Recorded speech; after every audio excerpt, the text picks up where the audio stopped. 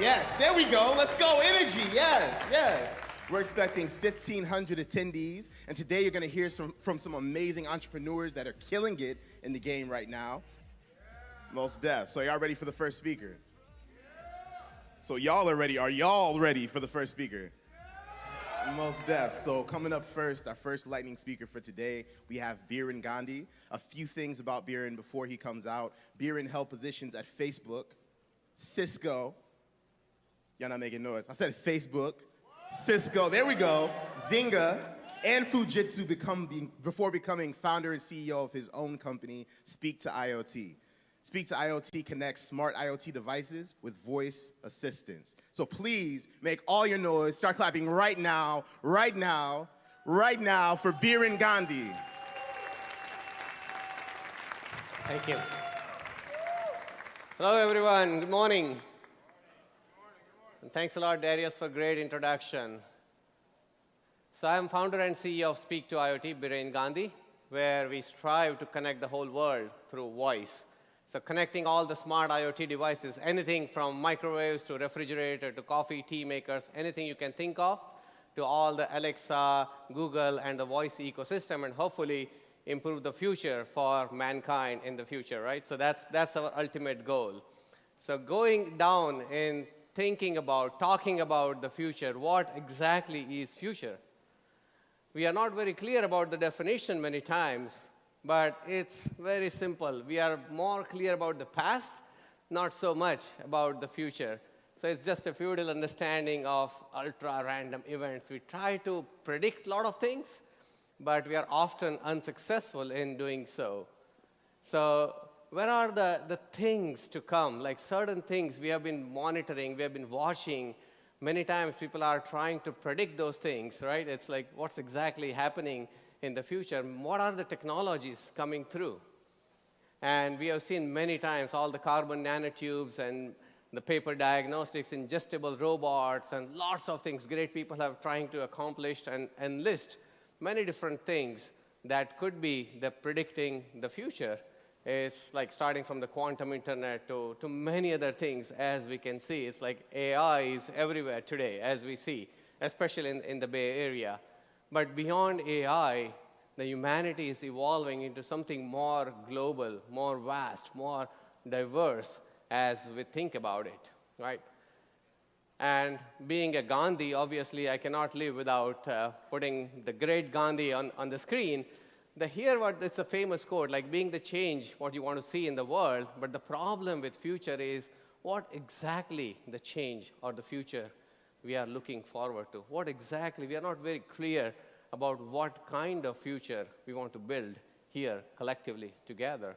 Is it like somewhere in the flying taxis and all the urban mobility initiatives that we see today? Or is it more on this autonomous deliveries of pizza and many other things, like right within a couple of hours? And I used to lead the drone initiative at Cisco for commercial drones. So the drone deliveries are near and dear to my heart as well. So is it in those making instantaneous or semi-instantaneous deliveries, or is it in the quantum internet or the space elevators, or reversing the whole aging process so that we can live for eternity, even in this physical body, not just in our consciousness, right? Or is it in the designer babies that we can exactly select and choose that this is the IQ, this is the inclination of the future self, my future generation that I would like to get? Or is it in digital twins, uploading our consciousness somewhere in the cloud and then recreating ourselves later on from the same thing, right? Is it really that?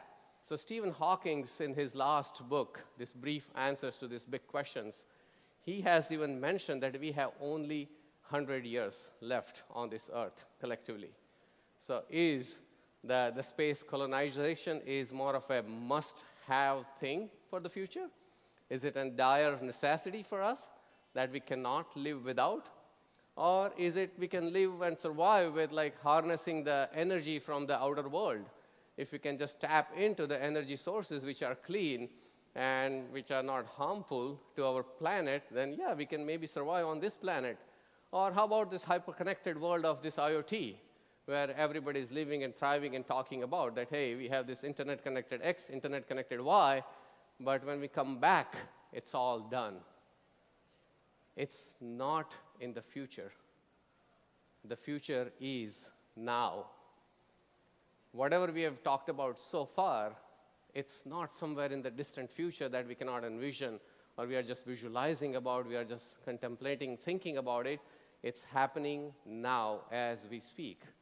And just a quick example, like how far we have come in terms of humanity. Anybody recognizes this very first the general purpose computer, ENIAC, right?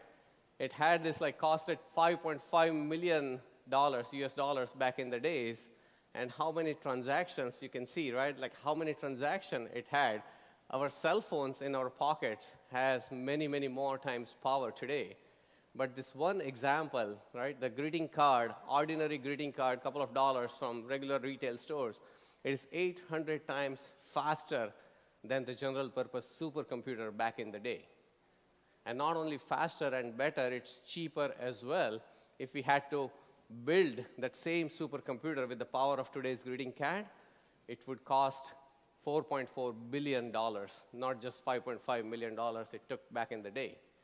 So we have come a long way from back where we were, and not just in terms of compute power, but in terms of storage as well.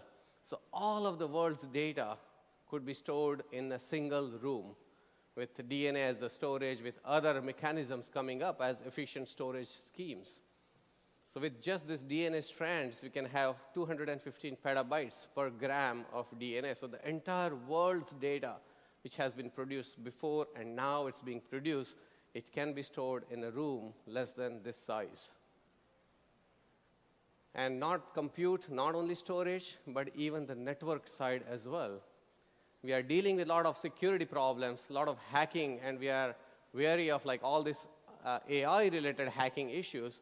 The quantum internet, it's evolving, it's happening right now. It's considered as there is no physical transfer of atoms happening on the wire, even on the air, in the quantum mechanics, right? It's like one atom, one photon replicating the behavior to a remote photon. So there is no physical medium actually it goes through. It's just the quantum entanglement which transmits the data in the future. So it's considered as the more secure, the internet of the future. It's also happening today. Blockchain, everybody, nobody needs a lesson in there. Everybody's aware of how the world is evolving around this distributed trust mechanism in an inherently trustless environment. Right? FDA recently approved the Microsoft HoloLens as a surgical apparatus, where this AR system is utilized. It's allowed to use that in the surgery room. And whenever FDA approves something, we can understand what is the maturity of that technology could be, right? It's not safe to play with immature technology, so it has to hit a certain level. And that's where we are. Even though VR and AR may look like fads to some people, it's real, it's here, it's now. It's affecting our lives day in and day out. And CRISPR, the gene editing technology, there are pros and cons of it, some people say, are we playing God with this kind of technology where you can edit the DNA, the gene sequence, and create those designer babies that some people are hoping for?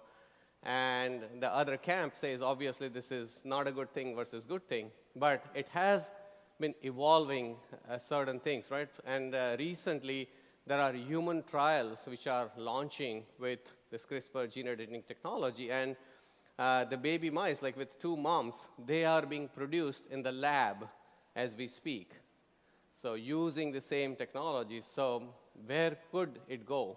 There are some benefits as well.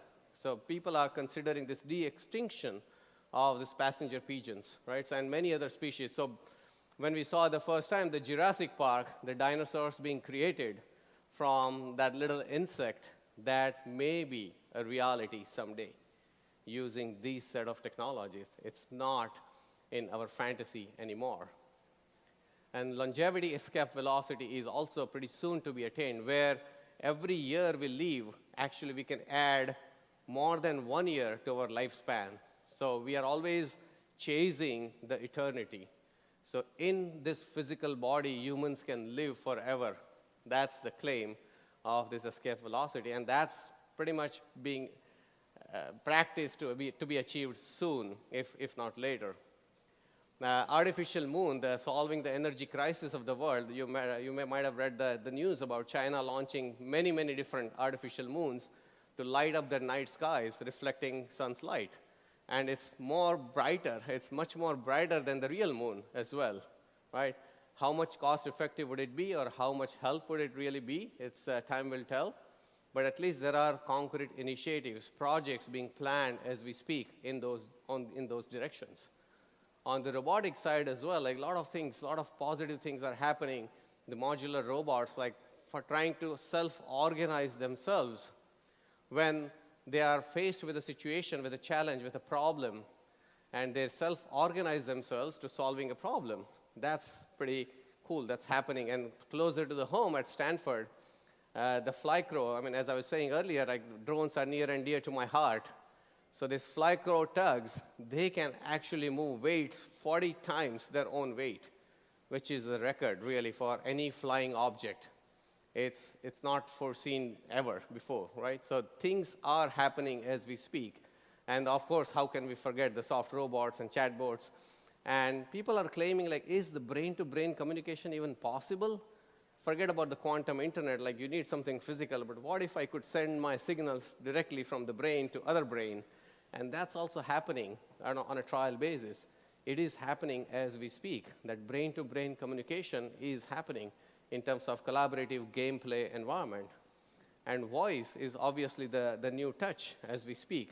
It's a highly efficient, highly natural mechanisms. It provides an additional channel when your hands, when your eyes, when your primary attention is busy and focused on the primary task. You can still use voice as an additional channel to do command and control with various things, including in the home and consumer environment, but also in the internet, industrial Internet of Things environment as well. And the technology has moved a long way to make this voice recognition very effective and very efficient. And as of now, like about a quarter of US population owns a smart speaker of some kind, right? So that's like kind of tells about the proof point of how far the voice technology has come along. And not just on the physical level, on the psychological, emotional, the cultural, art side of things, AI has been making strides. So this first musical album, but that was in 2017, last year.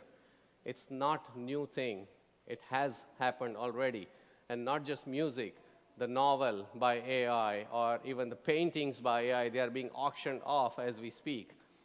They are being sold to the world. So the world is gradually moving from hand-based skilled to the head-based skills, to the heart-based skills. Actually, the world is evolving around those skill sets, and we need to evolve as a result as well. But as they say, the best way to predict the future is to create it, to invent it, but many times we don't see what exactly is there around the corner. And we need to change the perspective, because if we start with the same old thinking, we pretty much get the same old results. And again, that feeds back into that reinforcement loop. And we continue to make those same mistakes that we did in the past. But we need to change the perspective a little bit, as this picture says, right? I mean, it looks great, all the vintage cars. But when you change the perspective, it's actually that, right? If you look again, it's not the cars that you see. It's what's beyond that you need to see, right? So we need to change our perspective and understand things in a different way. We need to make it count, because the future is now. Either we create it or the future creates us. There is no third option. So my humble request to all of you today here, being entrepreneurs, being leaders, we want our seeds to be planted for success. So let's create a future where we are all proud of. Let's create a future where we can proudly say 50 years, 100 years, if we live forever down the road, that yes, I contributed to that awesome, fabulous future for the humanity. Thank you.